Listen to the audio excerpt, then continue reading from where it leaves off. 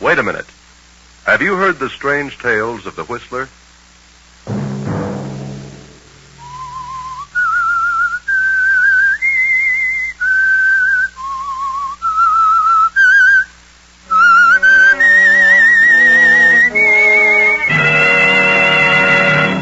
I'm the Whistler. You promised me that you wouldn't gamble again. You've broken that promise, and I won't give you another cent. This time, John, you can work it out for yourself. Another Sunday night, and again CBS presents The Whistler.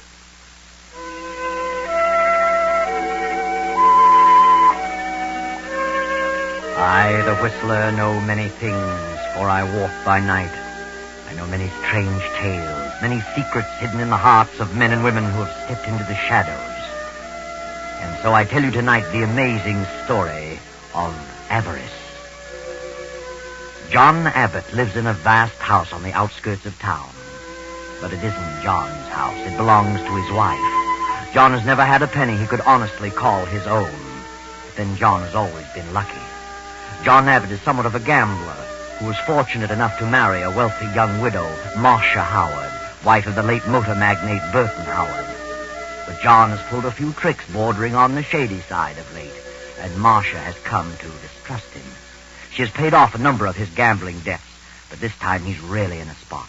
John got into a poker game with Mike Flynn, lost, and paid off with a worthless check. Hello, Mike. How are you? I haven't seen you since that big night last week. Where have you been keeping yourself? Where have you been keeping yourself? Well, my wife's been rather ill, you know. I've intended to get in to see you and the boys for some time. Did you try real hard, John? Try? Why? What do you mean? I kind of get an idea you were trying to avoid me. Oh, why should I? Would you have dropped in today if Muggsy hadn't tipped you off that I wanted to see you? Why, of course I would. You know, pig's eye. I resent that, Mike. You do? Well, I resent this. What? This rubber check. You got a lot of nerve horning in on a game when you can't pay off. Why was it returned? Insufficient funds, according to the slip. Yeah, I can't understand that. Must be some mistake. There's no mistake, John. You didn't have $4,000 in that bank, and you knew you didn't. I checked on it. Well, I'll take care of it. You've got nothing to worry about. Then fork over. I don't carry that much money on me. Then you'd better dig it up, John. I can't walk out and take it off a tree, you know. You know where to get it in a minute. Do I? Sure. Your wife is rolling in money. That's not as easy as you think. See, Marcia doesn't approve of gambling. Neither do I. When you can't back your bid. Well, I can get it. You've got to give me a little time. Take a few days. John, I'll give you till Saturday at noon to get me that money. Saturday? Well, that's almost impossible. This is Wednesday. How much time do you need? Well, I don't know, but I'll get it as soon as possible. Do you have to have cash? Not necessarily. I see. What do you have in mind, John? Why, nothing. Nothing at the moment. Better think of something. Yes, I will. Oh, I'll get it. Any good security will do. I quite understand. But whatever it is, I'll expect it by noon Saturday. Otherwise, well, I could turn it over to the district attorney, or I could have a pal of mine take you for a little drive in the country some afternoon. Oh, I'll get it, Mike. I'll get it. I'll have something for you Saturday at noon. I don't know what it'll be, but I'll have it. That's fine, John. It's fine. I'll be expecting you. Thanks, Mike. Thanks for the extension. Sure. Always glad to help out a friend. Yes. Well, so long. So long, John.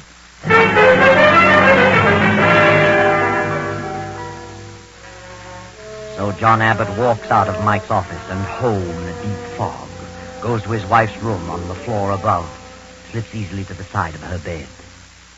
Marcia? Huh? Marcia. Oh, is that you, Nita? Were you asleep, Marcia? John. I'm sorry if I awakened you. What time is it? A little afternoon. Where's Nita? I haven't seen your sister this morning. She's around someplace, I imagine. What did you want, John? I wanted to ask you something.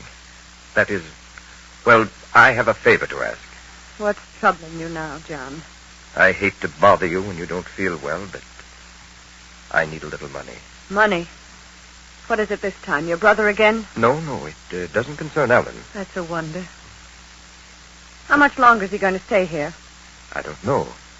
Is he so obnoxious? I can't understand why a young fellow like Alan should be content to do nothing. Oh, he'll get into something soon, dear. I hope so. What do you need money for, John? A note I had came due. What kind of a note? Just a note. I gave it some time ago. How much? $4,000. $4,000? Yes. Do you mean to say that you owe someone $4,000? I'm sorry, Marcia, but I do. When did this happen? Just a week or so ago. You've been gambling again. Do you realize how many thousands of dollars I've given you to pay off such ridiculous debts? Yes, Marcia, but you don't have to shout at me. Only a month ago you promised you'd never gamble again. And now $4,000. I didn't mean to get in so deeply, Marcia. I just dropped in to say hello to a few of the boys, and I had a few drinks, and before I realized it, I was in the hole. Don't blame it on a few drinks. All you need is a deck of cards. Oh, don't rub it in, Marcia. I feel badly enough about it. You do. You sit in on any game you like, regardless of the stakes, and expect me to always pay off. What do you think I am, the mint? Well, you're not broke, Marcia. It's no fault of yours. If I let you handle my money, I wouldn't have a dime. What did you give, an IOU? No, dear, I wrote a check. A check? Why did you do that? You have no account of that size and never did. Well, they wouldn't take my IOU. Who wouldn't take it? Were you playing with Mike Flynn again?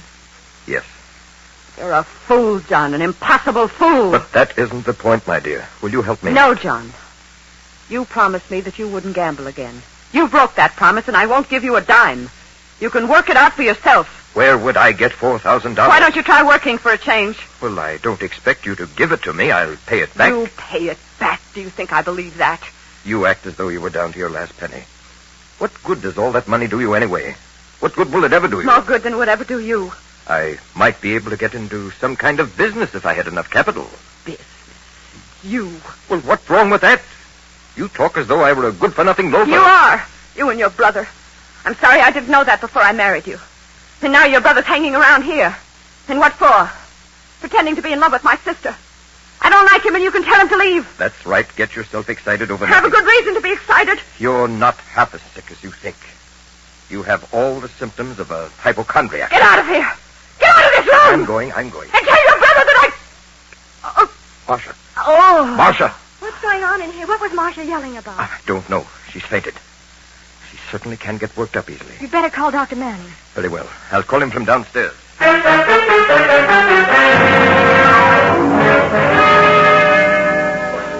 Dr. Manning. Yes, this is John Abbott. I wonder if you could come over here. Marcia has had another spell. Yes. Very well. Goodbye. What happened, John? I don't know, Ellen. She gets excited over the least little thing. Yeah? What was she yelling about?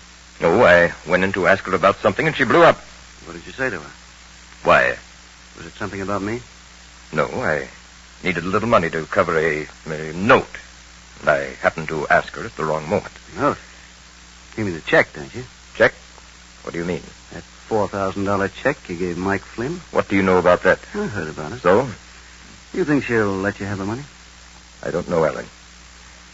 I rather think she will, eventually. What do you mean, eventually? You've got to have it by Saturday. Yes, that's right. Sure in a tough spot, John. I'd hate to be in your shoes. Why? Mike Flynn is a bad egg to fool around with. I know how to take care of Mike. Yeah, I hope so. I'm going out for a few moments. I'll be back by the time Dr. Manning gets here. Okay.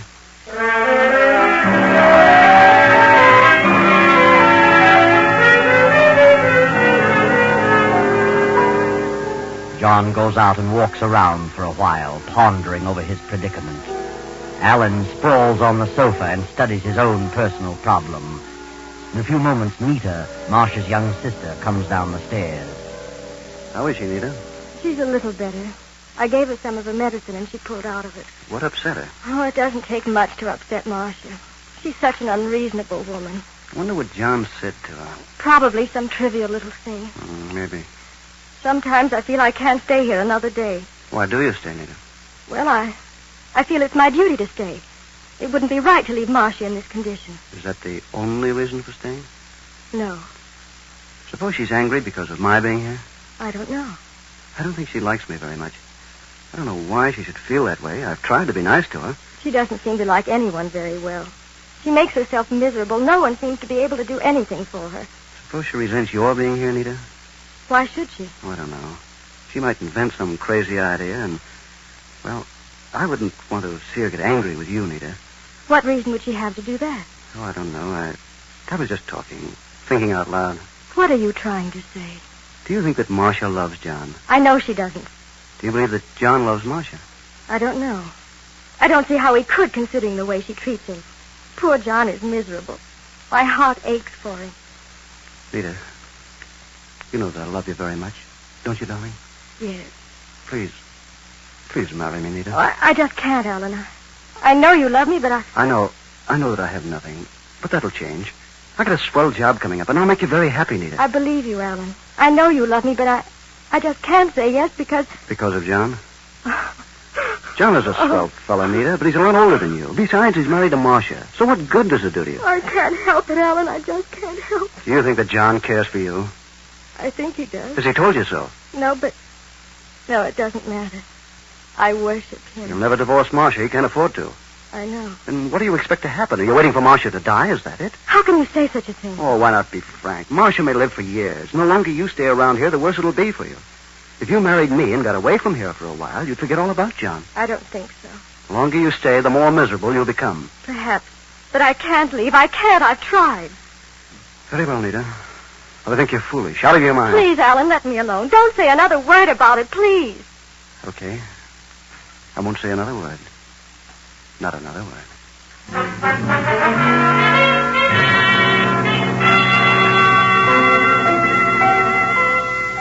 Dr. Manning visits Marcia. John returns to the house. And now the doctor has come downstairs and asks John, Alan, and Nita to join him in the library. I want to have a little talk with the three of you. Yes?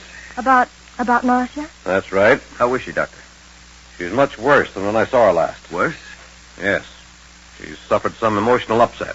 She can't afford to do that. Her condition is very, very serious. I've warned you before about the result of the slightest argument. I don't know what occurred this morning, but I warn you that another such occurrence will cost her life. Is she that bad? I'm going to be frank with you, John. For her own good, I had to tell her the truth. I think I should tell you. The truth? I doubt if Marcia will live more than a year. What? Yes.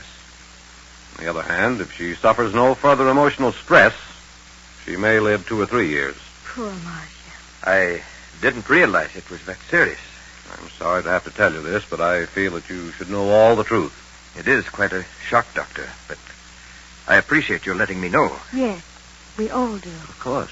Well, I must run along now. I want to have a few words with your housekeeper, Mrs. Simmons, about Marcia's diet. Good day, Doctor, and thanks for coming over. It's really serious. I thought Marcia was more or less of a hypochondriac. I really did. Yes, so did I. Well, this puts a new light on the situation. What situation? Well, I'm sorry I caused Marcia to become upset. Yes. We must be very careful from now on about what we say to her. Yeah, that's right. Very careful. All of us.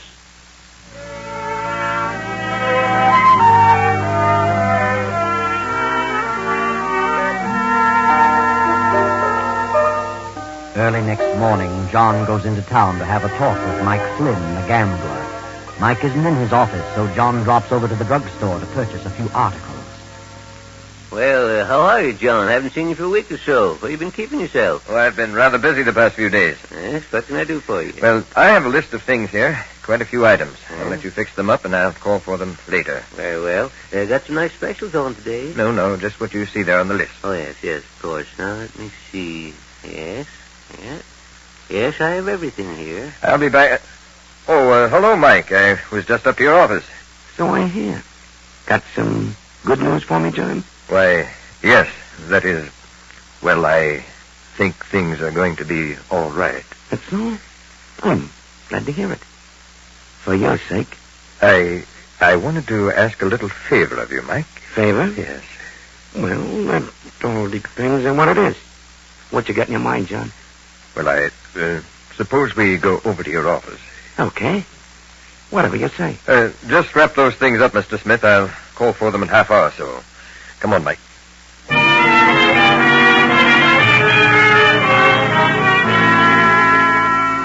Then John returns home at noon. Now it is after 1. Lunch is over. And John sits at the desk in the library, lost in deep meditation. The library door opens and Nita slips quietly to John's side. John. Oh, yes, Nita. I didn't hear you come in. I opened the door very quietly. I thought you might be taking a nap. No. I was just thinking things over. I know how you must feel, John. I've developed a bit of a headache. I didn't sleep a wink last night. I'm so sorry for you, John. May I rub your head?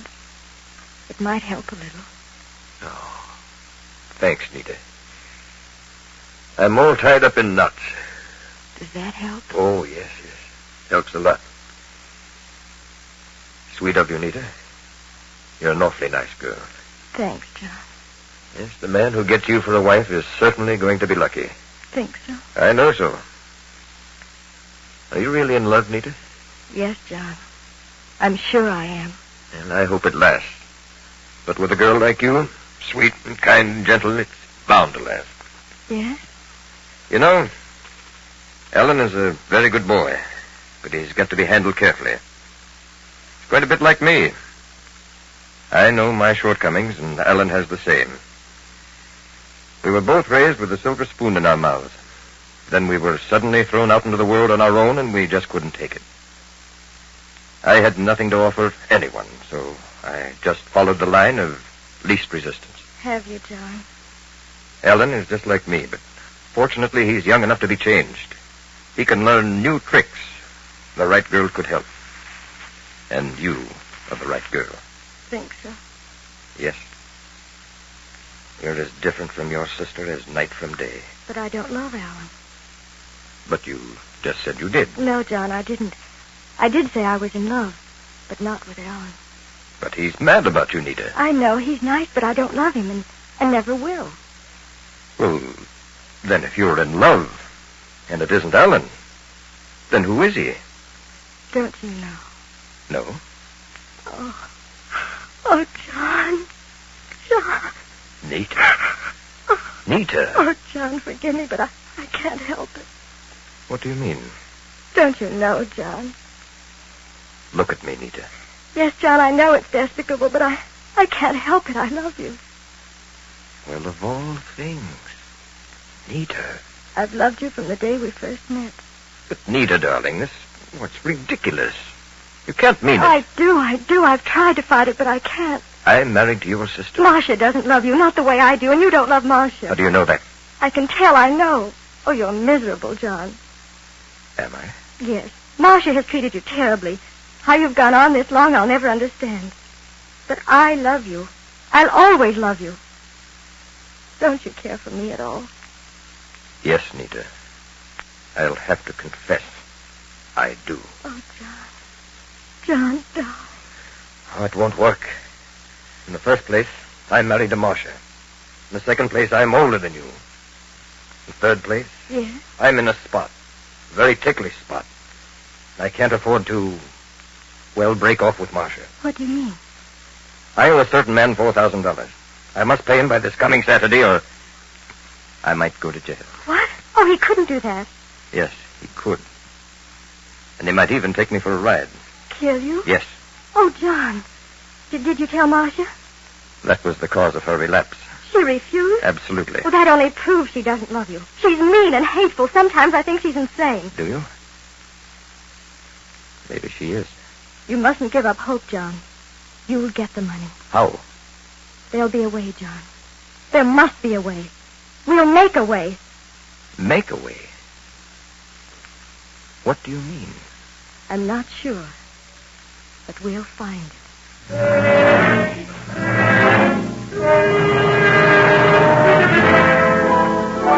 Then, a short while later, the housekeeper, Mrs Simmons, comes to Marcia's room to take away the luncheon tray. Did you enjoy your lunch, Mrs Abbott? I thought I'd pick up the tray and dish it.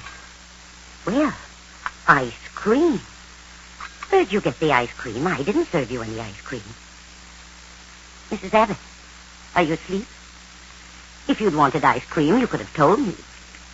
Mrs. Abbott. Mrs. Abbott. Mercy on me, she's cold. Mrs. Abbott! Mrs. Abbott! She's dead. She's dead. Give me the police, an ambulance, a doctor.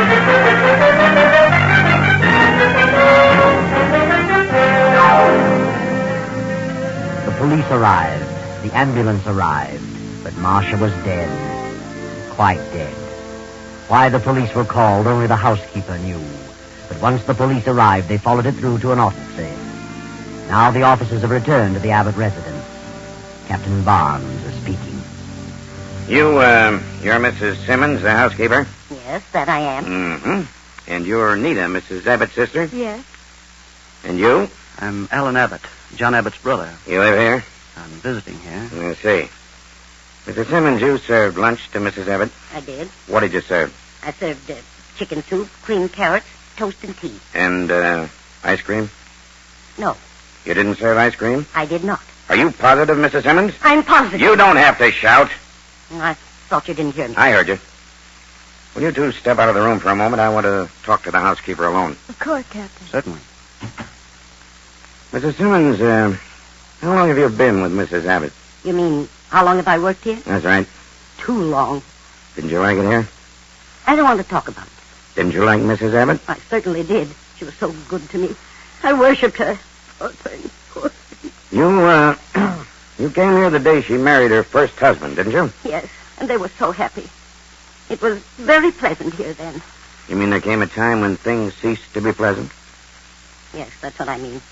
When did things take on a change? After she married John Abbott. How long after she married Abbott did her health begin to fail? It was about a year. Did they quarrel often? Yes, quite a bit. What about? Well, about money. Mr. Abbott didn't have a cent when they were married. And he's never earned a cent nor done a day's work since. He was always gambling, always losing money. Her money. Then she got disgusted and clamped down on him. And shortly after that, she began to fail. Yes, and she changed completely. She became morose and cranky. You just can't realize what a change there was in her unless you knew her. How long has Alan Abbott been visiting here? Visiting? Mm-hmm. He's way past the visiting stage, the lazy loafer. Been living here over 6 months. How long has Nita been here? She came to live here over a year ago. Mrs. Abbott asked her to stay with her when she first took ill. And that was a big mistake. Mistake? To have her sister here? What do you mean? I'm talking too much. I don't want to get mixed up in this. I'm leaving this house at I'm once. afraid you're going to stay right here, Mrs. Simmons, until I tell you to go. You mean I'm arrested? We call it detained, until this is cleared up. What are you doing here anyway? Why are you snooping around asking so many questions? Why did you call the police when you found the body? I don't know. I was just excited. You didn't call the doctor. You called the police. What was in your mind to cause you to call the police instantly? I don't know. I really don't know. She's had bad attacks before, and you always called Dr. Manning. But this time you called us. Why? I don't know. Then I'll tell you, because you knew she'd been murdered. Murdered? I didn't. Then you must have suspected it. Who'd you suspect, her husband? No. Alan? No. Neither? I don't know what you're talking about. Then it must have been you who served the ice cream. I didn't serve ice But it cream. was served. And there was arsenic in it. Arsenic? Rat poison. Mrs. Abbott was murdered. I knew it. Her husband did it. No, she did it. Nita did it. Why? Because she was madly in love with John. She wanted Marcia out of the way. I knew she was a devil. Bring them all in, Murphy. Nina, your sister was served ice cream at lunch in this dish. Mrs. Simmons says she didn't serve it. Well, what about it? I'll ask you that. What do you know about it? Why, I... Wait a minute. What's the ice cream got to do with it? I'll tell you in a moment. Did you serve that ice cream, Nina? You don't have to answer that, Nita. Did you? Yes. Yes, I did serve it. What did I tell you? Where did you get the arsenic? What? Arsenic? Mrs. Abbott died of arsenical poisoning. This dish contains arsenic. Where did you get it? Why should I do such a thing? You had a motive. You were in love with John and wanted your sister out of the way. That isn't true. You bought the ice cream and you served I it. did not buy Then it. where did you get it? I don't know. You'd better tell. You're in that tough spot. Wait a minute. Nita did not do it. She couldn't have done such a thing. I bought the ice cream. I gave it to Nita to serve to Marcia. Then you put the arsenic in it. Nita would never do that. She isn't the kind. John did it, and he had a motive. What motive? He gave Mike Flynn a rubber check for $4,000. Mike gave him till Saturday, or he'd turn it over to the DA. Marcia refused to help John out, so he killed her. Is that true about the check? Yes, but I didn't kill Marcia. That's ridiculous. Of course it is. And if anybody had a motive to kill her, it was Alan. What? Yes. Alan was in love with me. Asked me to marry him. But I knew what was back of it. Nita. He wanted to marry the money he knew Marcia would leave to me. I did not. I told him I loved John and turned him down. He was jealous of John. If Alan poisoned Marcia, he figured John would be blamed and that would put John out of the way. He put the arsenic in the ice cream. He must have. She's crazy, absolutely crazy. She's not the only one. The housekeeper accuses Nita. Nita accuses Alan. Alan accuses John. And both men trying to protect Nita. But I've got a piece of evidence that definitely pins it on one of it. How about it, Sergeant? What'd you find? I checked the box of rat poison we found in the pantry. Purchased yesterday noon, and the poison register was signed by John Abbott. The druggist confirmed it. All right, John? Yes, I bought it, but I swear I'm innocent. The evidence is all against you, John. And as to Nita's part in it, well, it'll all come out in the trial. But wait, it isn't over yet. The door bursts open and Dr. Manning rushes in, waving a special delivery letter just received at his office. Read it, Doctor. Listen to this. John doesn't love me. He cares for nothing but my money. He's in a spot over a bad check, a spot in which he deserves to be. Alan is no good and pretends to be in love with Nita, but he really wants to marry her for the money he thinks I'll leave her. My sister is in love with my husband, which disgusts me. And if I leave my property to her, John will marry her at the first opportunity. This house is filled with nothing but avarice and greed. I can bear it no longer. The thought of hanging on to life under these conditions for another year is intolerable. A few minutes ago, I slipped down the back way and found some rat poison. Removed a portion of it, slipped back to my room and mixed it with the ice cream. Enclosed is a short will, witnessed by Mrs. Simmons. I leave all my property, personal and real, to the children's home at Montebello. This will end the disgusting situation created by my late husband's fortune. Signed, Marcia Howard Abbott. Well, there you are. None of them killed Marcia, but they certainly had the motive. Now, all of them are left to face the world penniless. And there's still a $4,000 check standing between John and Nita. Too bad.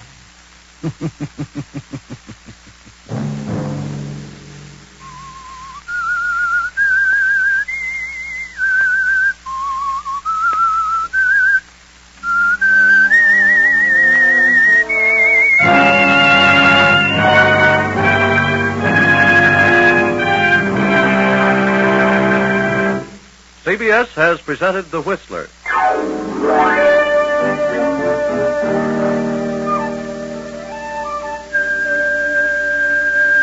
Original music for this production was composed and conducted by Wilbur Hatch.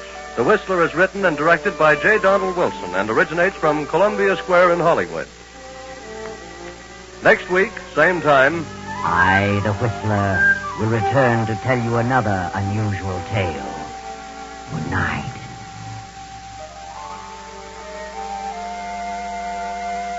This is the Columbia Broadcasting System.